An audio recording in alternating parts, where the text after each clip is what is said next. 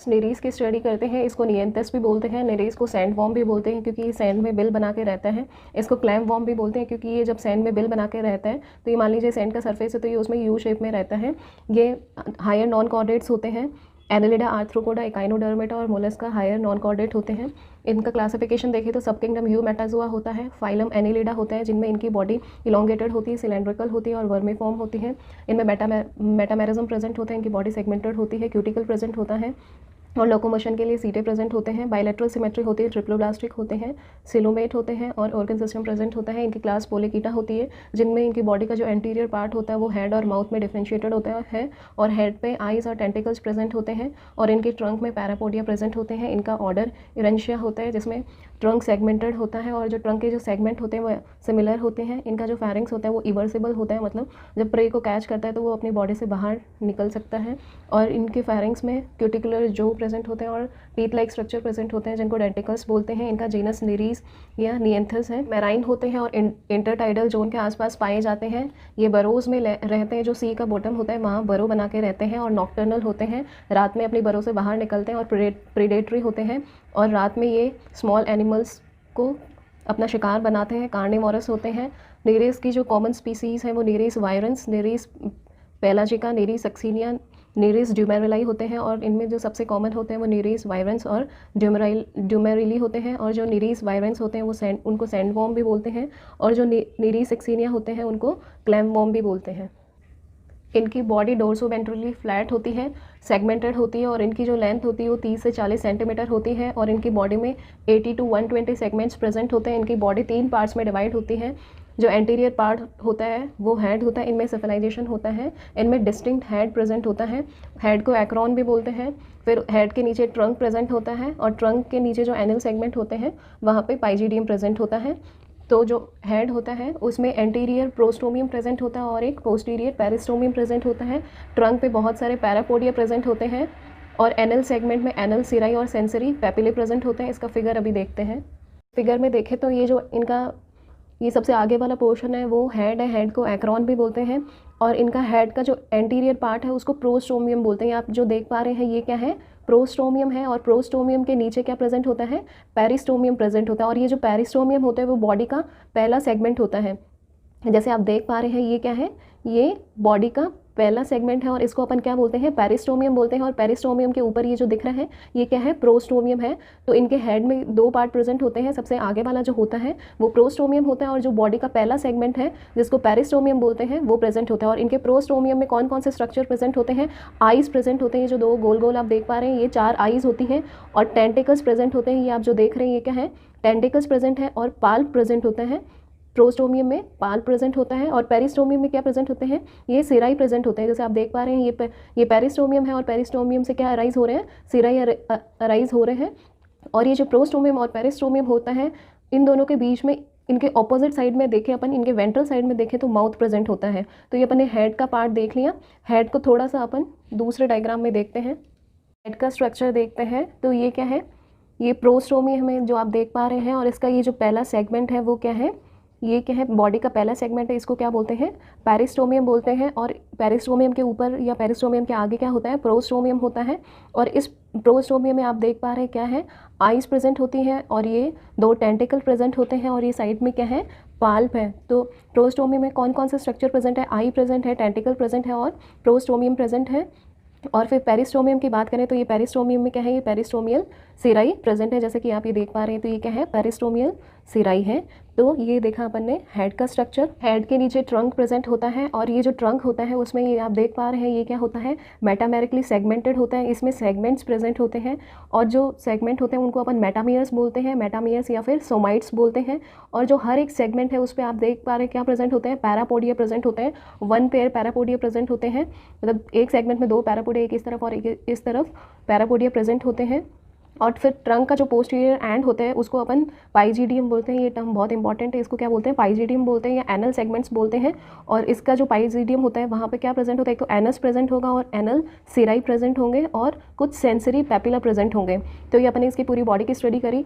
जो आगे वाला पार्ट होता है वो हेड या एक्रोन होता है, फिर ये ट्रंक होता है, और जो पोस्टीरियर एंड होता है वो एनल सेगमेंट या फिर पाइजीडियम होता है, जिसमें एनस और एनल सिराई और सेंसरी पैपिला प्रेजेंट होते हैं। और ट्रंक पे क्या होते हैं, जो ट्रंक होता है वो सेगमेंटेड होता है, हर सेगमेंट को मेटामियर या सोमाइट बोलते हैं। और इसमें क्या प्रेजेंट होता है, पैरापोडिया प्रेजेंट होता है। अब ये पैरापोडिया का स्ट्रक्चर अपन अलग से स्टडी करते हैं। पैरापोडिया क्या होते हैं, लोकोमोटरी ऑर्गन होते हैं। जो नीरेज होता है वो लोकोमोशन किसकी हेल्प से करता है, पैरापोडिया की हेल्प से करता है, जो कि इसकी बॉडी के लेटरल साइड में ट्रंक के जो सेगमेंट होते हैं उस पर अटैच होते हैं और ये पूरे ट्रंक पे प्रेजेंट होते हैं, एक्सेप्ट जो फर्स्ट सेगमेंट होता है बॉडी का, अभी अपन ने देखा था क्या होता है, पेरिस्टोमियम होता है। और जो पाइजीडियम होता है उसको छोड़ के ये जितने भी ट्रंक के सेगमेंट होते हैं उन हर सेगमेंट में एक पेयर प्रेजेंट होता है। और पैरापोडियम में 2 लोब्स होते हैं। ये आप थियोरेटिकल पार्ट समझ लीजिए, अभी अपन डायग्राम में, वो डायग्राम में सारे पार्ट्स मेंशन होंगे अभी। तो पैरापोडियम में 2 लोब्स होते हैं, जो डोर्सल लोब होता है उसको नोटोपोडियम बोलते हैं और जो वेंट्रल लोब होता है उसको न्यूरोपोडियम बोलते हैं। और जो दोनों लोब होंगे उन पे सिराई प्रेजेंट होंगे, डोर्सल सिराई और वेंट्रल सिराई प्रेजेंट होंगे। और ये जो दोनों लोब होंगे इन दोनों के बीच में मस्कुलर स्ट्रक्चर होता है जिसको एसिकुलम बोलते हैं, जो ये जो सीटा होते हैं उसके मूवमेंट में हेल्प करते हैं। और एसिकुलम के साथ साथ इन पे काइटिन के सीटा प्रेजेंट होते हैं, उन काइटिन के सीटे को अपन चीटे बोलते हैं। और इसमें नेफ्रिडियोफोर भी प्रेजेंट होते हैं। जो पैरापोडिया, अभी अपन आगे एक्सक्रीटरी सिस्टम पढ़ेंगे नेरीज का, तो उसमें अपन देखेंगे कि नेफ्रिडियोपोर प्रेजेंट होते हैं। और वो नेफ्रिडियोपोर क्या करेंगे, जो भी एक्सक्रीटरी वेस्ट मटेरियल हो गए उसको बॉडी से बाहर एक्सक्रीट करेंगे। तो ये नेफ्रिडियोपोर कहाँ, इसकी बॉडी पे कहाँ ओपन होंगे, नेफ्रिडियोपोर इसके पैरापोडियम में ओपन होंगे और फिर बॉडी से बाहर जो वेस्ट मटेरियल है वो एक्सक्रीट हो जाएगा। और जो हर सीटा होता है वो 2 पार्ट्स में डिवाइड होता है, शेफ्ट और ब्लेड में। और ये पैरापोडियम का बहुत इंपॉर्टेंट फंक्शन क्या है, एक तो लोकोमोशन में हेल्प करता है, लोकोमोशन के साथ साथ ये रेस्पिरेशन में भी हेल्प करता है। तो इसके पैरापोडियम के 2 फंक्शन देखें, लोकोमोशन में और रेस्पिरेशन में हेल्प करेगा। अब अपन इसका फिगर देखते हैं, पैरापोडियम का स्ट्रक्चर देखते हैं। इसमें 2 लोब्स होती हैं, जिनको जो डोर्सल लोब होगा उसको अपन क्या बोलते हैं, नोटोपोडियम बोलते हैं। ये क्या है, डोर्सल लोब है, इसको नोटोपोडियम बोलते हैं। और ये जो वेंट्रल लोब है इसको न्यूरोपोडियम बोलते हैं। और जो दोनों लोब्स होते हैं वहाँ पे सिराई प्रेजेंट होता है, तो ये डोर्सल सिराई प्रेजेंट है और ये जो वेंट्रल लोब है उस पर वेंट्रल सिराई प्रेजेंट है। और ये जो दोनों लोब हैं इन दोनों के बीच में काइटिन की रोड्स प्रेजेंट होती हैं, जिनको अपन ने क्या बोला था, एसिकुलम बोला था। तो ये जो काइटिन की रोड प्रेजेंट होती है दोनों लोब के बीच में, इनको अपन क्या बोलते हैं, एसिकुलम बोलते हैं। और ये सीटा के मूवमेंट में हेल्प करेंगे। फिर ये जो एसिकुलम होते हैं इन पे काइटिन के सीटा प्रेजेंट होते हैं, जिनको अपन सीटे भी बोलते हैं। और ये सीटा आप देख पा रहे हैं, सीटा में भी 2 पार्ट्स होते हैं। ये जो आगे होता है, ये जो देख रहे हैं आप, ये क्या होता है, शाफ्ट होता है। और ये जो पीछे वाला जो पोर्शन है ये क्या होता है, इनमें ब्लेड्स होती हैं। तो ये अपने सीटा का स्ट्रक्चर देखा। तो ये पैरापोडियम में क्या होंगे, 2 लोब होंगे, एक तो नोटोपोडियम और एक न्यूरोपोडियम, 2 सिराई प्रेजेंट होंगे और एसिकुलम प्रेजेंट होगा। और एसिकुलम पे सीटे प्रेजेंट होंगे जो लोकोमोशन में हेल्प करेंगे। सीटे में भी 2 शाफ्ट और ब्लेड प्रेजेंट होता है। इनका बॉडी वॉल देखते हैं। इनके बॉडी वॉल में 3 लेयर प्रेजेंट होती है। जो सबसे बाहर वाली होती है वो क्यूटिकल होती है, क्यूटिकल के नीचे एपिडर्मिस प्रेजेंट होती है, एपिडर्मिस के नीचे मस्कुलर लेयर प्रेजेंट होती है। जो आउटर मोस्ट लेयर है वो क्यूटिकल है और क्यूटिकल पे स्मॉल पोर्स प्रेजेंट होते हैं। और वो पोर्स क्या करते हैं, म्यूकस का सीक्रेशन करते हैं, जिसकी वजह से इनकी बॉडी चिपचिपी होती है। और ये जो क्यूटिकल होता है वो एक्टोडर्म द्वारा सीक्रेट किया गया होता है। क्यूटिकल के नीचे एपिडर्मिस प्रेजेंट होता है, जो जिसपे ग्लैंड प्रेजेंट होती हैं और सेंसरी सेल्स प्रेजेंट होती हैं। और एपिडर्मिस में ब्लड वेसल्स प्रेजेंट होती हैं, जिनसे एपिडर्मिस में ब्लड सप्लाई होता रहता है। और इसमें 2 मस्कुलर लेयर प्रेजेंट होती हैं और जो मसल्स होते हैं वो बंडल्स में प्रेजेंट होते हैं। और जो 2 मस्कुलर लेयर हैं वो सर्कुलर और लॉन्गिट्यूडनल मसल्स हैं। नेक्स्ट इनका सिलोम देखते हैं। इनका सिलोम साइजोसिलोमिक होता है।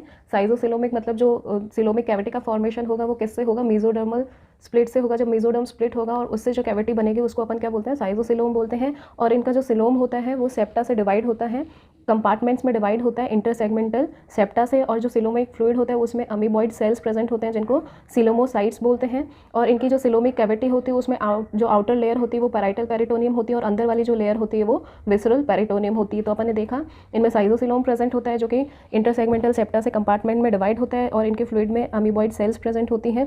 और इनकी जो सिलोमिक कैविटी होती है वो आउटर जो लेयर होती है उसको पैराइटल पेरिटोनियम और अंदर वाले को विसरल पेरिटोनियम बोलते हैं।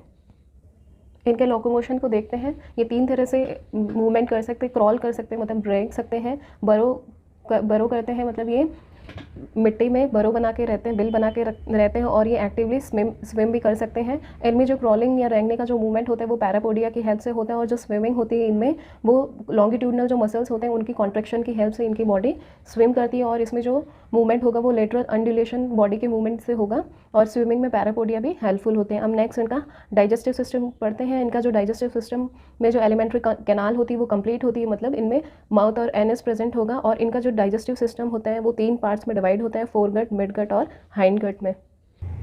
इनके फोरगट में माउथ और फेरिंग्स प्रेजेंट होता है, मिड गट में ईसोफेगस और इंटेस्टाइन प्रेजेंट होता है, और हाइंड गट में रेक्टम और एनस प्रेजेंट होता है।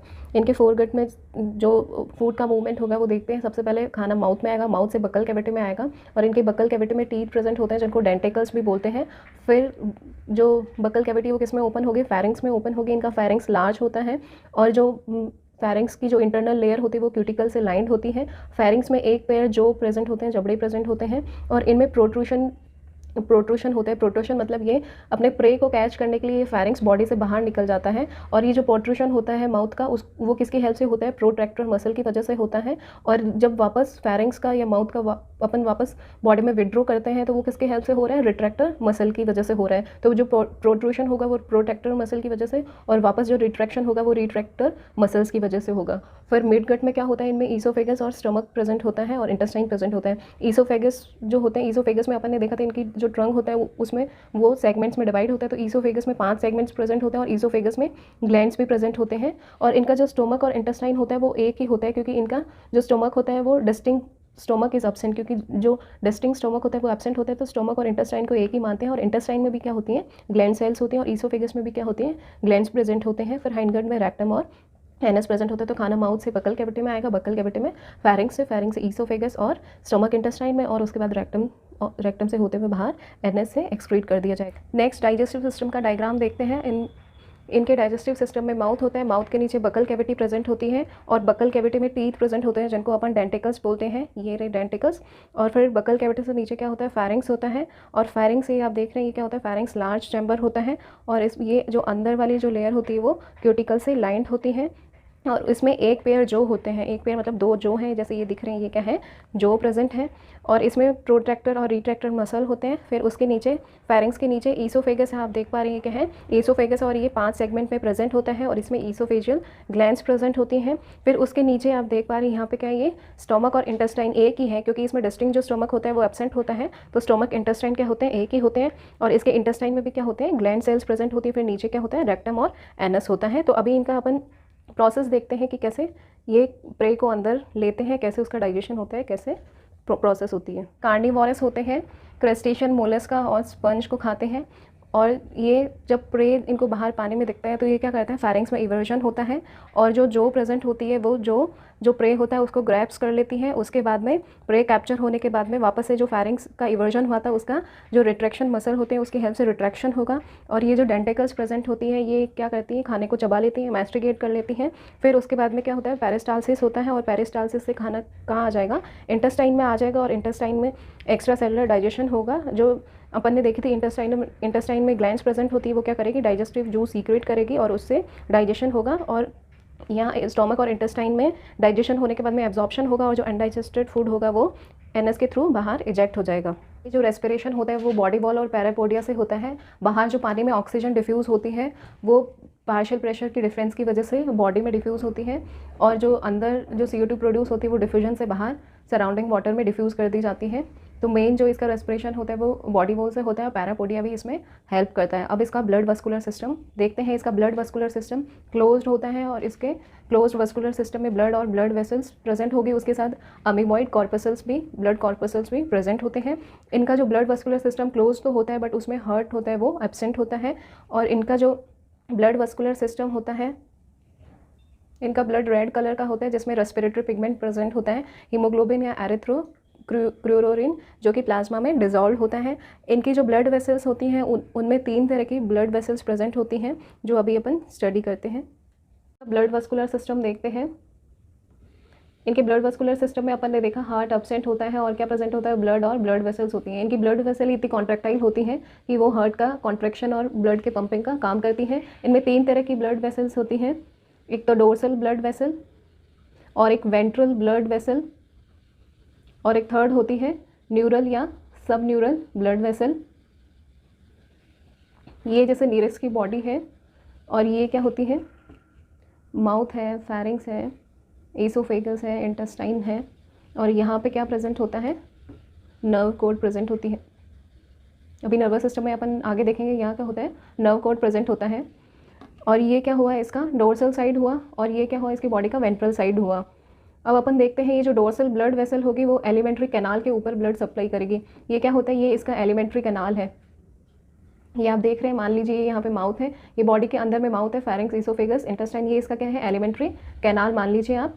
तो जो एलिमेंट्री कैनाल के ऊपर जो ब्लड सप्लाई करेगी वो कौन सी होगी, ये क्या होगी, डोर्सल ब्लड वेसल होगी। और जो एलिमेंट्री कैनाल के नीचे ब्लड सप्लाई करेगी वो कौन सी होगी, वेंट्रल ब्लड वेसल होगी। तो ये क्या है, वेंट्रल ब्लड वेसल है। तो अब अपन देखते हैं डोर्सल ब्लड वेसल को। ये डोर्सल ब्लड वेसल क्या होती है, कॉन्ट्रैक्टाइल होती है। ये क्या होगी, कॉन्ट्रैक्टाइल होगी, और ये पंपिंग का काम करेगी, और ये कॉन्ट्रैक्टाइल है, और ये मेन कलेक्टिंग डक्ट है।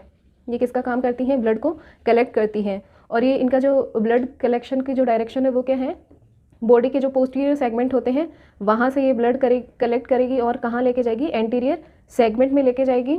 और ये यहाँ पे क्या प्रेजेंट होता है, ईसोफेगस प्रेजेंट होता है। ये मान लीजिए यहाँ क्या है, ये ईसोफेगस प्रेजेंट है।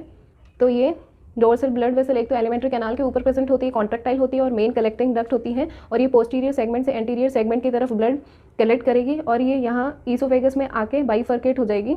और ये यहाँ पे यहाँ तक तो ब्लड को क्या कर रही थी, कलेक्ट कर रही थी। अब ये ईसोफेगस को ब्लड डिस्ट्रीब्यूट कर देगी। यहाँ पे क्या करेगी, इसका फंक्शन चेंज हो जाएगा, और ये क्या हो जाएगी, डिस्ट्रीब्यूटिंग वेसल हो जाएगी। अब यहाँ से ब्लड यहाँ क्या होती है, ट्रांसवर्स वेसल होती है, जो क्या करती है, एंड ये जो डोर्सल ब्लड वेसल और वेंट्रल ब्लड वेसल को क्या करेगी, कनेक्ट करेंगी।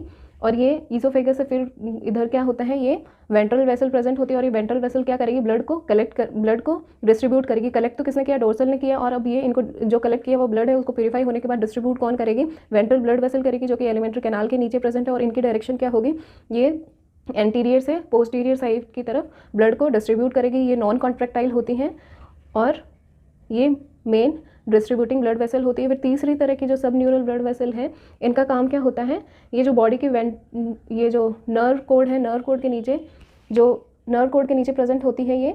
और इनका काम क्या होती है, जो वेंट्रल पोर्शन है बॉडी का, वहाँ से ये ब्लड को कलेक्ट करेगी, और किसको सप्लाई करेगी, इस वेंट्रल ब्लड वेसल को सप्लाई करेगी। तो आपको समझ में आ गया होगा इसका ब्लड वेस्कुलर सिस्टम। ये जो तीन ब्लड वेसल होती है, डोर्सल, वेंट्रल और सब न्यूरल। जो डोर्सल होगी वह एलिमेंट्री कैनाल के ऊपर होगी, जो वेंट्रल होगी एलिमेंट्री कैनाल के नीचे प्रेजेंट होगी, और जो डोर्सल होती है वो कॉन्ट्रैक्टाइल होगी। कॉन्ट्रैक्टाइल होने की वजह से ये ब्लड को कलेक्ट करेगी, और ये पोस्टीरियर से एंटीरियर की तरफ लेके आएगी, और ईसोफेगस में ये बाइफर्केट हो जाएगी। फिर जो वेंट्रल होगी वो ब्लड को डिस्ट्रीब्यूट करेगी, और ये एंटीरियर से पोस्टीरियर की तरफ डिस्ट्रीब्यूट करेगी, नॉन कॉन्ट्रैक्टाइल होगी। फिर तीसरी सब न्यूरल वेसल होती है, जो न्यूरल कोड के वेंट्रल साइड में प्रेजेंट होती है, और वेंट्रल बॉडी से ब्लड कलेक्ट करके किसको दे देगी, ये वेंट्रल ब्लड वेसल को दे देगी। अब ये जो इंटेस्टाइन प्रेजेंट होता है, ये अपने देखे इसके एलिमेंट्री कैनाल में ये इंटेस्टाइन प्रेजेंट है। तो ये जो डोर्सल ब्लड वेसल जा रही है, इसमें से एक ब्रांच निकलेगी, और उसका नाम होगा डोर्सो इंटेस्टाइनल वेसल। और ये क्या काम करेगी, अपन ने देखा था डोर्सल ब्लड वेसल क्या होती है, कलेक्टिंग ब्लड वेसल होती है। तो ये इसमें से ब्लड को क्या करेगी, कलेक्ट करेगी, और ये डोर्सल ब्लड वेसल में सप्लाई कर देगी।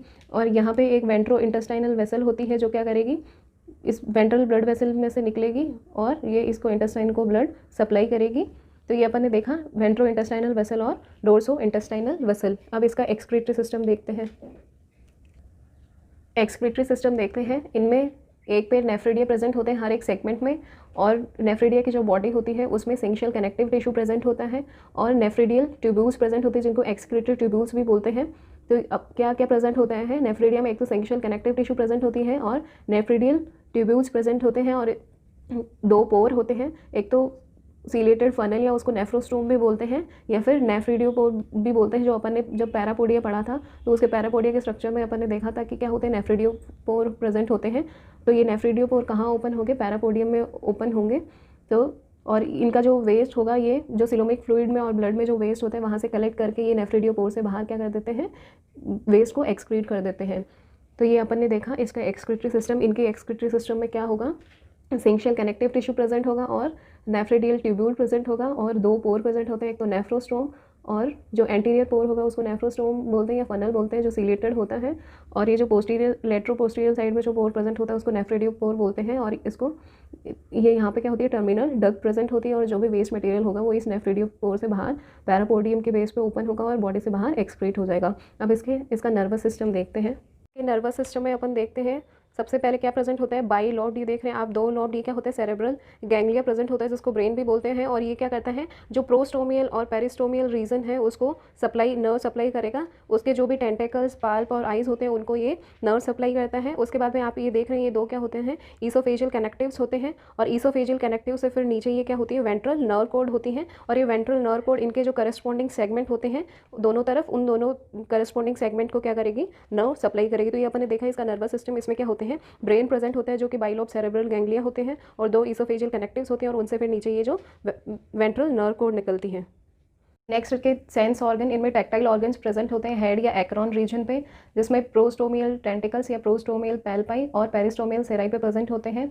और ये टैक्टाइल ऑर्गन्स हैं, नाम से पता चल रही है कि टच को सेंस करते हैं, और जो एनवायरनमेंट में कुछ भी चेंज होता है तो उसको ये रिसीव कर लेते हैं इस टैक्टाइल ऑर्गन से। फिर न्यूकल ऑर्गन्स होते हैं, ये प्रोस्टोमियम पे प्रेजेंट होते हैं, और ये केमो रिसेप्टर्स होते हैं, टेस्ट और ऑल्फेक्शन को ये सेंस करते हैं। फिर 4 सिंपल आइज प्रेजेंट होती हैं, और ये आइज अपन ने देखा था कहाँ प्रेजेंट होती हैं, जो प्रोस्टोमियल पार्ट होता है वहाँ पे आइज प्रेजेंट होती हैं।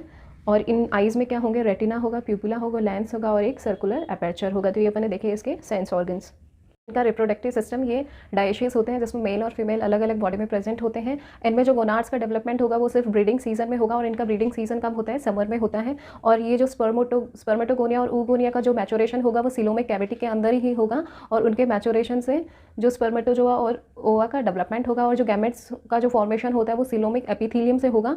और इनमें जो गोनोडेक्ट्स होते हैं वो एब्सेंट होते हैं। गोनोडेक्ट एब्सेंट होने की वजह से जो मैच्योर स्पर्म और ओवा है वो नेफ्रिडियल ट्यूब्यूल के बाहर, नेफ्रिडियल ट्यूब्यूल की हेल्प से बाहर डिस्चार्ज हो जाते हैं, और इनमें रीजनरेशन पावर भी प्रेजेंट होता है। तो रिप्रोडक्टिव सिस्टम में अपन ने क्या क्या देखा, ये डायशियस होते हैं, इनमें गोनाड्स का डेवलपमेंट सिर्फ ब्रीडिंग सीजन में होगा, और जो मैचुरेशन होता है स्पर्मेटोगोनिया और oogonia का वो कहाँ होता है, सिलोमिक कैविटी में होता है। और जो गैमेट्स का फॉर्मेशन होता है वो सिलोमिक एपिथेलियम के द्वारा होगा, और गोनोडेक्ट्स एब्सेंट होंगे, और जो स्पर्म और ओवा मैच्योर हो जाते हैं वो नेफ्रिडियल ट्यूब्यूल के द्वारा बाहर डिस्चार्ज कर दिए जाते हैं। नेक्स्ट हेट्रोनेरिस को देखते हैं। जब इन नेरिस में ब्रीडिंग सीजन होता है, वो अपन ने देखा था कब होता है, समर में होता है। तो इनके ब्रीडिंग सीजन में इनमें क्या होता है, सेक्सुअल मैचुरेशन होता है, और ये सेक्सुअल मैचुरेशन के साथ साथ इनमें कुछ एनाटॉमिकल और बिहेवियल चेंजेस भी आते हैं उसी को, और उससे जो नेरिस में चेंजेस होते हैं उसी को अपन क्या बोलते हैं, हेट्रोनेरिस बोलते हैं। Sexually mature form of nereis and transformation in anatomy and behaviour of animal take place during breeding season. तो ब्रीडिंग सीजन में ये सेक्सुअली मैच्योर होते हैं, और उस मैचुरेशन के दौरान इनमें जो भी एनाटॉमिकल और बिहेवियल जो चेंजेस होंगे उसको अपन क्या बोलते हैं, हेट्रोनेरिस बोलते हैं। और इनमें क्या क्या चेंजेस होंगे, जो इनका एंटीरियर 1/3 पार्ट होता है वो एसेक्सुअल होगा, और उसको अपन एटॉक बोलेंगे। और जो पोस्टीरियर जो 2/3 बॉडी है वो सेक्सुअली मैच्योर हो जाएगी, और उसमें क्या होगा, गैमेट के फॉर्मेशन होंगे, उसको अपन क्या बोलेंगे, एपिटॉक बोलेंगे। और एपिटॉकी क्या होगी, जो इनकी बॉडी का ट्रांसफॉर्मेशन है नॉन सेक्सुअल से सेक्सुअल फॉर्म में, उसी को अपन क्या बोलेंगे, एपिटॉकी बोलेंगे। और इनकी जो इनका पोस्टीरियर पार्ट है उसमें क्या होता है, गोनाड्स का डेवलपमेंट होगा। नेरिस के फॉर्मेशन के दौरान नेरिस की बॉडी में क्या क्या चेंजेस होते हैं वो अपन देखते हैं। जनरली ये क्या होते हैं, बरों में रहते हैं, बरोरियल होते हैं। और ये जब ब्रीडिंग सीजन आता है तो ये अपनी बरों को छोड़ के पानी में फ्रीली स्विम करते हैं। तो ये बरों को छोड़ के पानी में स्विम करते हैं, पहला चेंज तो ये होता है। फिर इनके जो पैरापोडिया होते हैं पोस्टीरियर रीजन में, वो क्या हो जाएंगे, मॉडिफाई हो जाएंगे। इनका जो पोस्टीरियर सेक्सुअल रीजन है उसमें पैरापोडिया मॉडिफाई हो जाएंगे, और उनमें क्या मॉडिफिकेशन होंगे, वो लार्ज हो जाएंगे और लीफ लाइक आउटग्रोथ हो जाएंगी, जिससे वो बेटर रेस्पिरेशन में हेल्प कर पाएंगे। फिर जो नॉर्मल सीटें होते हैं वो ओवल शेप्ड सीटें में कन्वर्ट हो जाते हैं, और उनमें फैन लाइक अरेंजमेंट हो जाते हैं। उसकी वजह से जो वो क्या करते हैं, स्विमिंग में हेल्प करते हैं। और इनमें जो डोर्सल सेराई होते हैं वो ज़्यादा सेंसिटिव हो जाते हैं, और इनका जो इंटेस्टाइन हो जाता है वो क्या हो जाता है, फंक्शन लेस हो जाता है, एट्रोफिड हो जाता है, कंप्रेस हो जाता है। क्योंकि जो गोनाड्स जब डेवलप होंगे तो वो इंटेस्टाइन को क्या कर देते हैं, कंप्रेस कर देते हैं। उसकी वजह से जो इंटेस्टाइन होगा वो फंक्शन लेस या एट्रोफी हो जाएगी उसकी। और जो सेक्सुअल मैच्योर हेट्रोनेरिस होता है वो स्विम करेगा सरफेस पे और अपने स्पर्म और ओवा को शेड कर देगा। और इसमें क्या होता है, जो फीमेल होती है वो फर्टिलियम रिलीज़ करती है, जिससे मेल अट्रैक्ट होता है और मेल अपने स्पर्म डिस्चार्ज करता है। और ऐसे पानी में नेरिस का क्या हो जाता है, एक्सटर्नल फर्टिलाइजेशन हो जाता है। और एक्सटर्नल फर्टिलाइजेशन होने से उसमें एक लार्वल स्टेज का डेवलपमेंट होता है, जिसको ट्रोकोफोर लार्वा बोलते हैं।